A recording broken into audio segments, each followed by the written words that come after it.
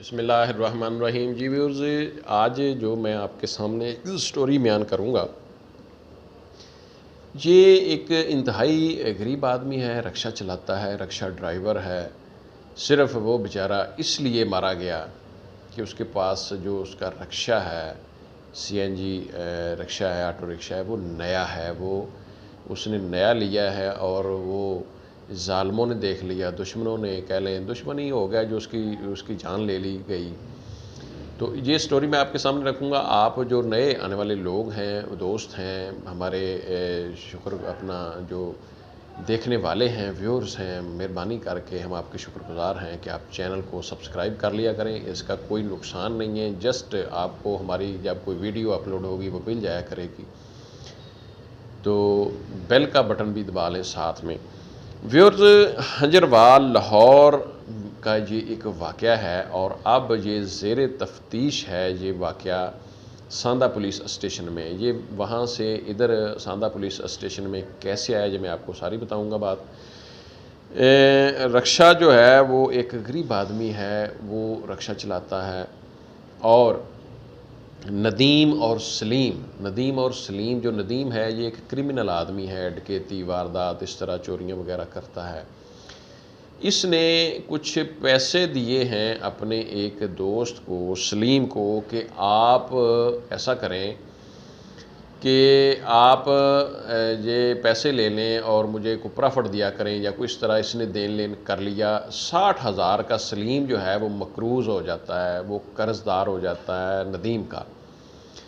کافی عرصہ گزر جاتا ہے، وہ اس کو پیسے واپس نہیں کر رہا یا کر نہیں سکتا تھا، اس کے مالی حالات کچھ اس طرح کے تھے۔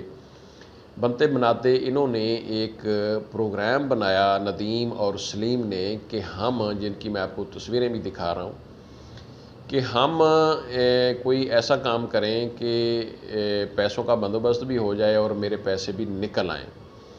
ندیم نے سلیم کو تیار کیا کہ آپ ایسا کریں کہ میں آپ کو جو بھی سہولت چاہیے وہ میسر کرتا ہوں،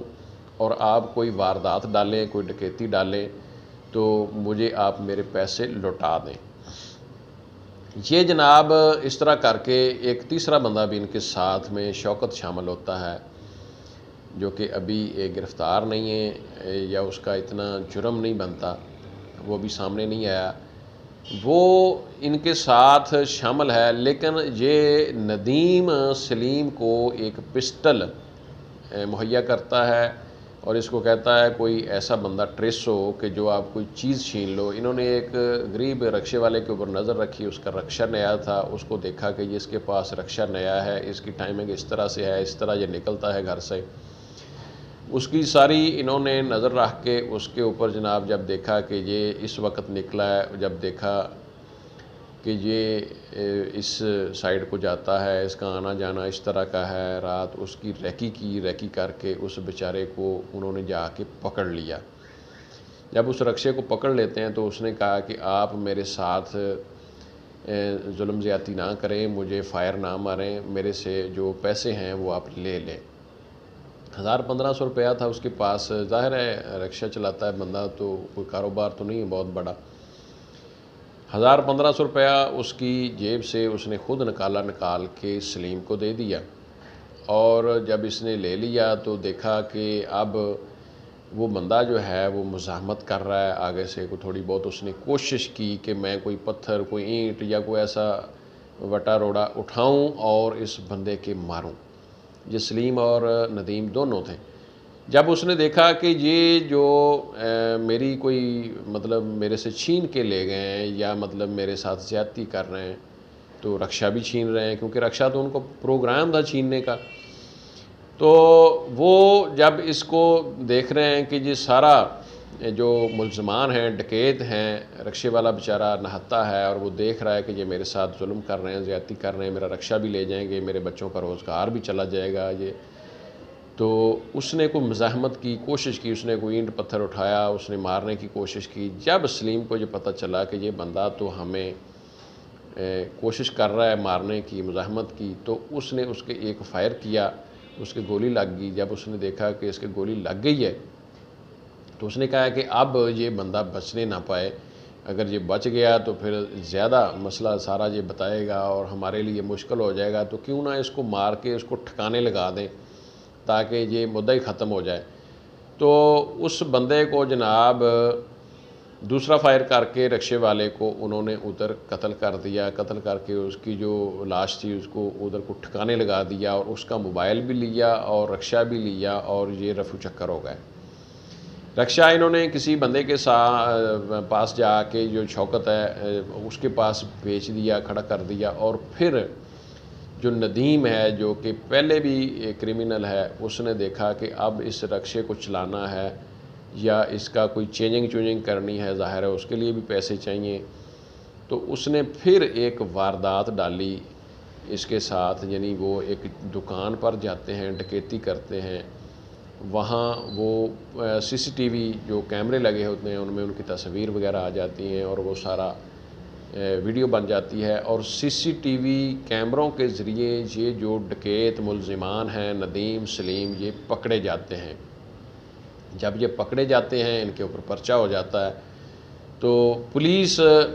یہ جو رکشے والا معاملہ قتل ہوتا ہے اس میں اپنی تفتیش میں کام کر رہی ہوتی ہے، لیکن ابھی تک 2 سے 2.5 مہینے گزر چکے ہوتے ہیں، ان کو کچھ سراغ نہیں ملا۔